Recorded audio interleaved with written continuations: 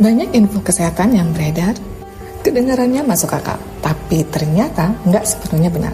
Yuk kita lurusin bareng Dr. Tirta.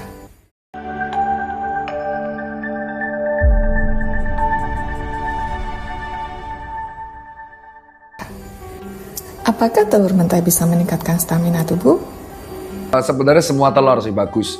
Karena protein telur itu ada protein omega 3, kolesterolnya juga bagus. Jadi manusia juga masih butuh kolesterol. Protein telur lebih mudah diserap saat dimasak, bukan mentah. Telur matang penyerapan protein lebih dari 90%. Sedangkan telur mentah penyerapan turun jadi kurang dari 50%. Artinya telur mentah malah kurang efektif buat stamina. Apakah telur mentah bagus? Sebenarnya dibilang bagus tuh bagus.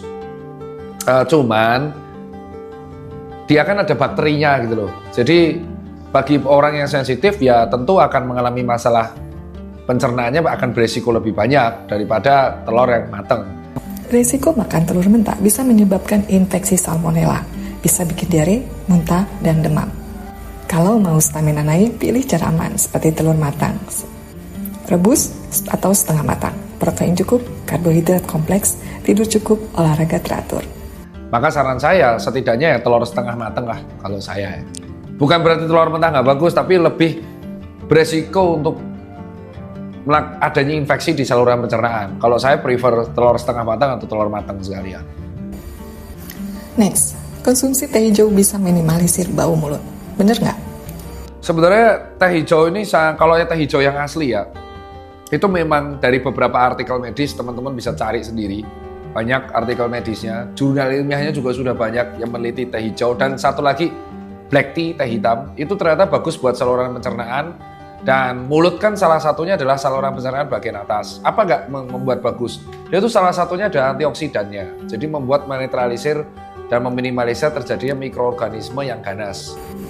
Teh hijau kaya akan antioksidan atau katekin. Katekin ini dapat menghambat bakteri penyebab bau, mengurangi senyawa sulfur, penyebab bau busuk. Lalu ada juga efek antibakteri alami yang bisa mengurangi bakteri di mulut, bau ikut turun. Lalu dapat bantu produksi air liur. Mulut kering, bau lebih mudah muncul. Teh hijau bantu mulut tetap lembab. Nah, bau mulut itu kan akibat sisa makanan dicampur dengan bakteri mengeluarkan gas jadinya bau. Dan akibat asam lambung yang sering naik ke dalam kerongkongan dan menyebabkan bau. Jadi memang betul teh hijau itu memang bagus, tapi tehnya tidak minum sama nasi. Next, benarkah minum teh kurang bagus untuk yang sedang bulking? Teh nih Pak, apa benar minum teh itu kurang bagus buat yang lagi bulking?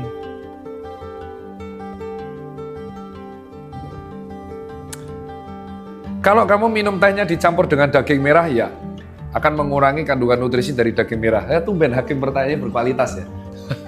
Ya. Jadi teh itu sebenarnya bermanfaat bagi tubuh, tapi kamu minumnya itu jangan dicampur dengan daging merah. Gitu loh. Jadi karena akan mengurangi kandungan nutrisi dari daging merah, terutama kandungan zat besinya. Jadi alangkah lebih baik kalau kamu minum teh, ya itu ngeteh. Paham gak sih? Kalau di luar negeri minum teh itu bukan sama makanan. Yang ngeteh itu kayak ngeteh gitu loh. Woi, dengarkan! Dori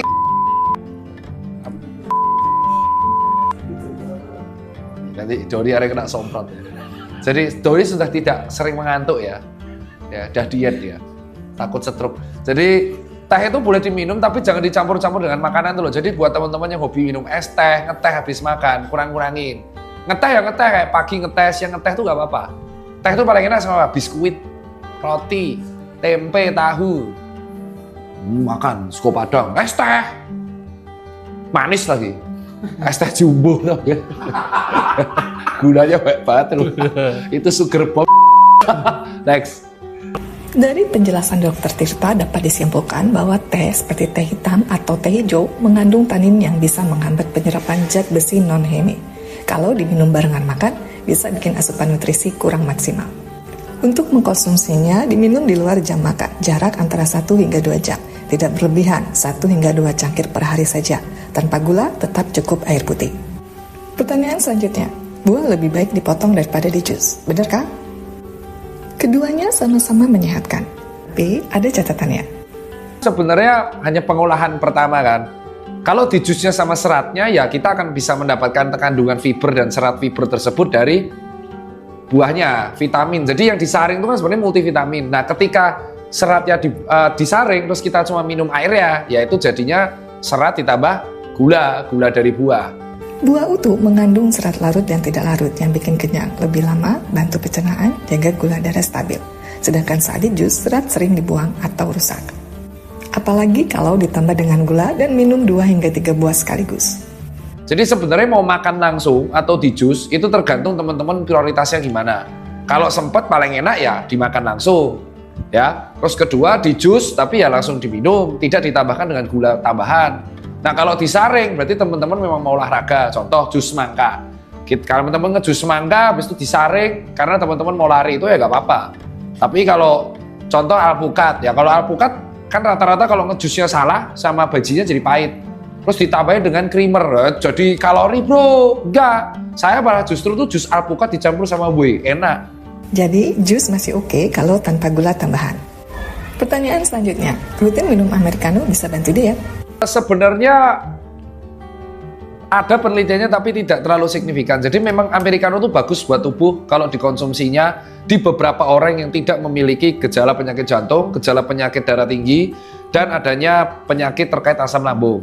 Kalau teman-teman terbebas hari ini, teman-teman mau minum es americano kapanpun itu bagus. Dan catatan tanpa gula. Americano atau kopi ini kan mengandung zat bukan hanya kafein. Dia bagus buat antioksidan, dia bagus buat pencernaan, dia juga stimulan. Otomatis karena stimulan, ya dia akan memacu mikrometabolisme di dalam tubuh, walaupun tidak secara masif. Cuman kalau dia digunakan untuk olahraga atau pre-workout, bagus. Gitu. Jadi memang es americano itu enak dan bagus.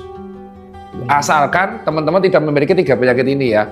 Jantung, darah tinggi, dan penyakit-penyakit terkait asam lambung. Soalnya kalau 3 terkait ini, yang asam lambung diakalinya pakai decaffeinated, tapi kalau yang 2 penyakit ini udah nggak bisa. Karena salah satu side effect dari kafein adalah dia stimulan. Yang terutama akan mempengaruhi tekanan darah tinggi dan mempengaruhi jantung. Dari penjelasan Dr. Tirta, ternyata minum americano bisa bantu diet. Memang benar kalau diminum tanpa gula dan creamer. Americano sama dengan espresso plus air panas, kalori hampir 0. Cocok buat ganti minuman manis, nahan craving gula. Kafein dalam kopi dapat meningkatkan pembakaran lemak sementara, bikin tubuh lebih siaga, tapi efeknya nggak permanen. Tapi hati-hati nih, americano bisa jadi bumerang kalau diminum berlebihan, bikin lambung perih, gangguan tidur, jantung deg-degan. Aturan aman minum americano saat diet yaitu 1 hingga 2 cangkir per hari, tanpa gula, sirup, atau creamer. Hindari malam hari. Tetap makan dan minum air putih. Jadi intinya jangan gampang percaya info viral. Kalau ragu, cek sumber, konsultasi tenaga medis, jangan asal ikut-ikutan. Meluruskan mitos kesehatan itu penting supaya nggak salah langkah, nggak panik, nggak rugi kesehatan sendiri.